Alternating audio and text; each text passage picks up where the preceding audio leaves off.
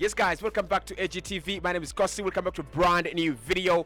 What is Arsenal's best 11 as we welcome Julian Timber, Thomas Partey, and Tomiyasu all back into the squad? Mikel Arteta said he wants 90 points for us in the Premier League, and that would put us in a very interesting position. I think 90 points would put Arsenal in a title-winning position this campaign. 90 points would mean that Arsenal are either first or second. But for us to do 90 points, it means that Arsenal have to win at least 10 of their remaining 15 games, and actually at least 13 of their remaining 15 games, and that is not something you're easily going to do. However, this season with Liverpool, Arsenal have really had a very good defensive record. We've only conceded 22 goals in 23 games, and that means that if we have Julian Timber coming back and Tomiyasu coming back as well, Arsenal are just going to get tighter and much better defensive wise as compared to the way we've been without those players. So for me, I think Tomiyasu deserves a start in the starting 11. Julian Timber coming back, he's one of the best players in the side. He will be starting as well. So we're going to be dissecting into where Timber plays, where Tomiyasu plays, and what happens to Ben White and Alexander Zinchenko, plus Thomas Partey, of course. What happens to the midfield, especially Kai Havertz and Declan Rice. Hit the like button, subscribe to the channel as well, and let me know in the comment box below what is our best 11 with some of the best players coming back into the side. Now, in my opinion, this is our best 11. In goal, I'm going to go with David Raya, and I think many people will agree with me here. David Raya has been really consistent for Arsenal, although Ramsdale has had a couple of good games when he's coming as well. Raya has been there in good times, in bad times, and he is Mikel Arteta's goalkeeper. I don't think Raya is a massive upgrade on Aaron Ramsdale. I've said that, but I don't think Ramsdale is also so much better than David Raya. So if anyone says Raya is the goalkeeper for you, then I definitely agree. For the last 15 games, I would play David Raya in the Premier League, and I would play him in the quarterfinals, the round of 16, and the semi-finals, and the final as well of the Champions League. I think he's becoming a big part of this Arsenal team. He's becoming a big part of what we're trying to do, and I think he's understood what Mikel Arteta wants him to do, and we're seeing these good things, especially in the second half of the season. The team is more confident around him, and he's more confident around his backline as well. We've seen a couple of assists that he's trying to make for the likes of Gabriel Jesus and Saka. He's trying to start counterattacks very quickly as well. That is something that Ramsdale really doesn't have in his locker, at least not as consistent and very, very often as David Raya. So David Raya for me in goal, he's got to step up in terms of goalkeeping. I don't think he's been the best goalkeeper in the Premier League. I don't think he's been the best goalkeeper that Arsenal fans would have loved to see. I don't think he's been a massive upgrade on Aaron Ramsdale's first half of the campaign last season. I think Ramsdale's first part of the campaign last season was much better than Raya's first half of the campaign. But then we can bank on him to give us a much better second half of the campaign. So a tried back, right? A tried back. I think Takehiro Tomiyasu for me deserves a place in this team. And I really like Ben White, and I really do, right? I think I'm one of those people that have shifted mindset from Ben White is not a good player to Ben White is a good player, and I think he deserves a place in this team as well. But for me, Tomiyasu is just defensively assurance. He's so solid, and any Arsenal fan out there will tell you, if Arsenal are playing against Liverpool, Chelsea, Man City, Liverpool, and we have Takehiro Tomiyasu, we are safe. He can deal with the runners, he can deal with Doku, he can deal with Mitoma, he can deal with Salah, he can deal with Diaz, he can deal with all these different kind of profiles, and I think that is where Ben White a little bit struggles at times, especially in 1v1 situations. Now, Ben White has got his advantages as well. He's more of a centre back, and that means that he might not defend wide spaces very well, but when he bring him closer to Saliba, he actually does very, very well. And he's a very, very quick player, by the way, Benjamin White. But I would prefer Tomiyasu in the last part of the season. He's had a very good season.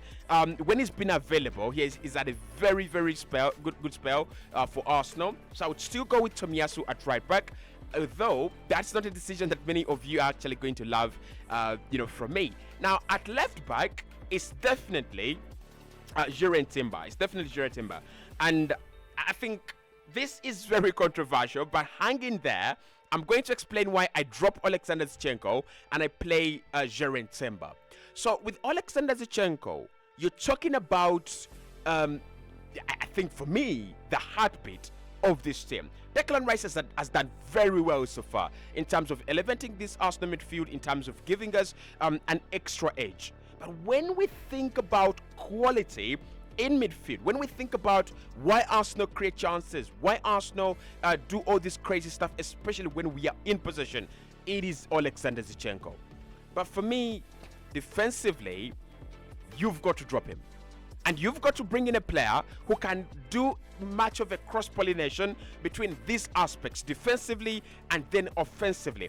Zinchenko is one-sided. He does the offensive very well. Defensively, he's not there. And I'm talking about this season. Alexander Zinchenko has massively upgraded his game. He's massively added to his game. But I still don't think he is the guy to play at left back for us, and his injury prone nature as well, it doesn't guarantee you. So for me, Jalen Timber, much better, solid. His passing is crazy, his confidence is crazy. I think he's got to learn the players around him. He's got to learn the systems that we've developed ever since he picked up that injury. But I trust him to do that, and I trust he is a positive player. So Jalen Timber for me, guys, right there at left back. Let me know if you agree with me right there in the comment box below. Okay, at centre back, I think we don't need any changes. I'm not dropping Ben White at centre back. Obviously, you know that. Gabriel has been the best reliable player in defense for Arsenal so far. You can place him wherever you want. I've just placed him as a centre back partner with William Saliba, so there is nothing to be worried about there. So Saliba and Gabriel and Tomiyasu and Timber. That is Arsenal's best lineup. That is Arsenal's best back line this year, especially if we're going into the difficult part of the season. Win, don't concede, score. If that's what you're looking to do in the last 15 games of the campaign, this should be our back line. I think this back line guarantees you less goals conceded, and it guarantees you more goals scored and more chances through Jalen Timber and through Takara Tomiyasu. Now in midfield, Thomas Partey is coming back. Jorginho is there, who's really in form, and Declan Rice. I don't think we can play all of them in one team, right? And Mikel Arteta, again, very prudent of him to sign Jorginho and Declan Rice. They've been a revelation and a game changer for Arsenal this season. But I still think if Thomas Partey is available, we might have to play Thomas Partey. And this could be his last season. This could be the last time we get a chance to play Thomas Partey. So for me, Partey in midfield, in defensive midfield, he has more to offer than Declan Rice. He has more to offer than Jorginho in that deeper role. Defensively, winning the ball, Declan Rice is a lead. But when it comes to switching play, when it comes to quick transitions, when it comes to playing playing in tight spaces, when it comes to ball progression, when it comes to understanding the players in front of him and behind him, when it comes to positioning, when it comes to all these things that we know Thomas Partey can do, Declan Rice is a learner.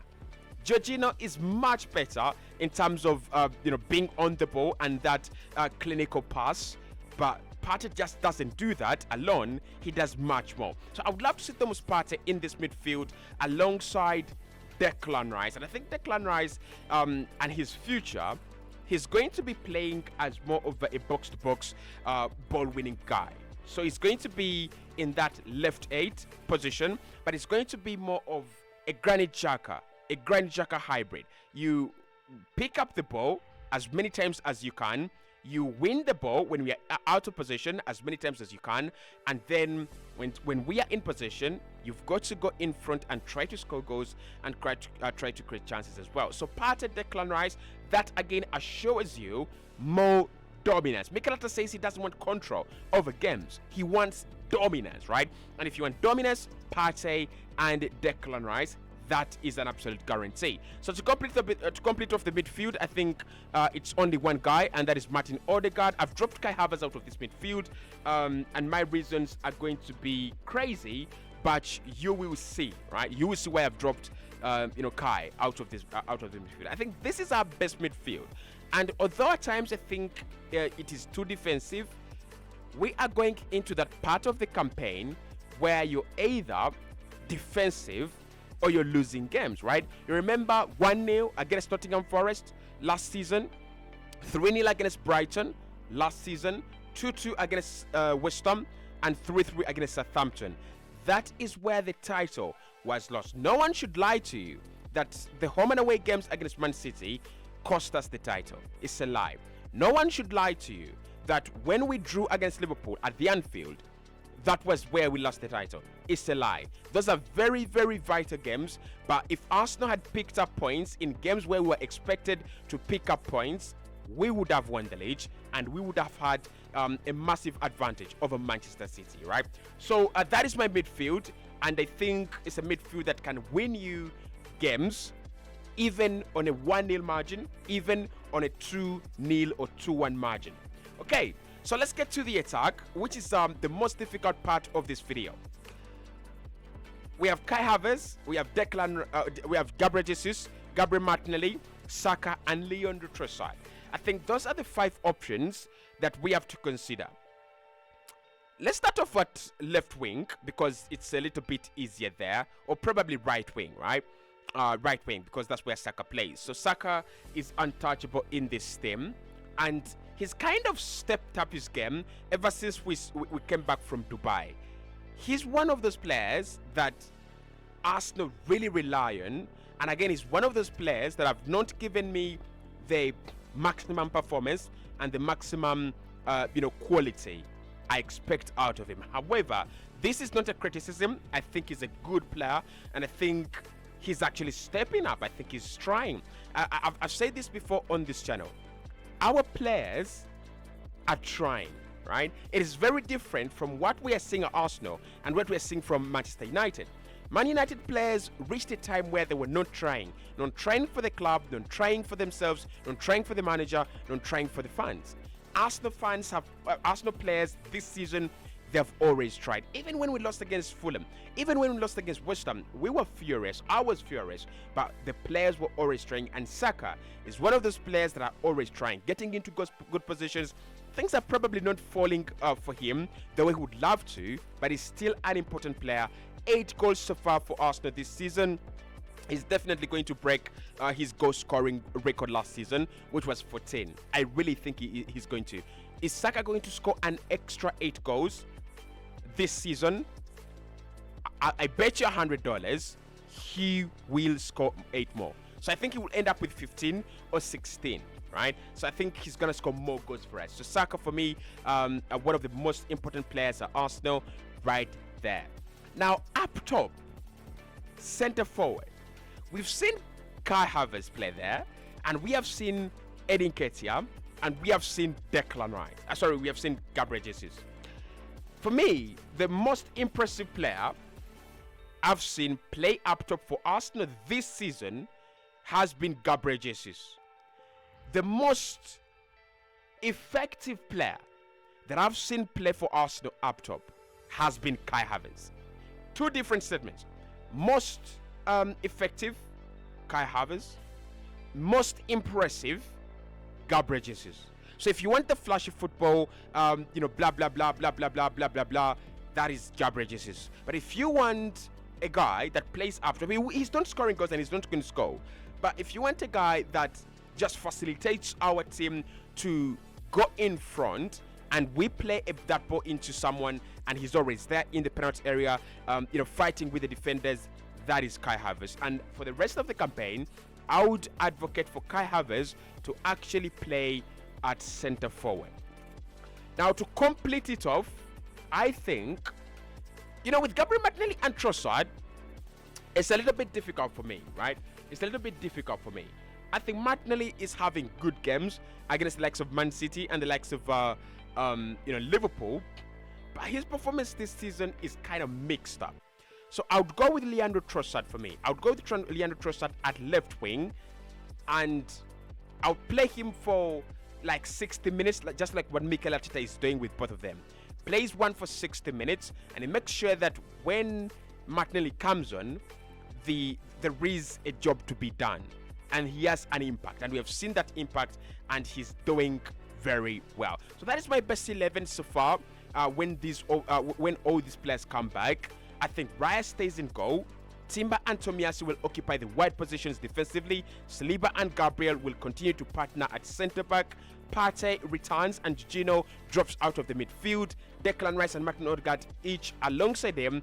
Leandro Trossard and Bukayo Saka will be providing support for Kai Havertz as my number 9. Is that our best 11? Is that the 11 that you think Arsenal can use to obliterate teams and create a difference for us in this season and probably win some silverware, because we're still in some important competitions?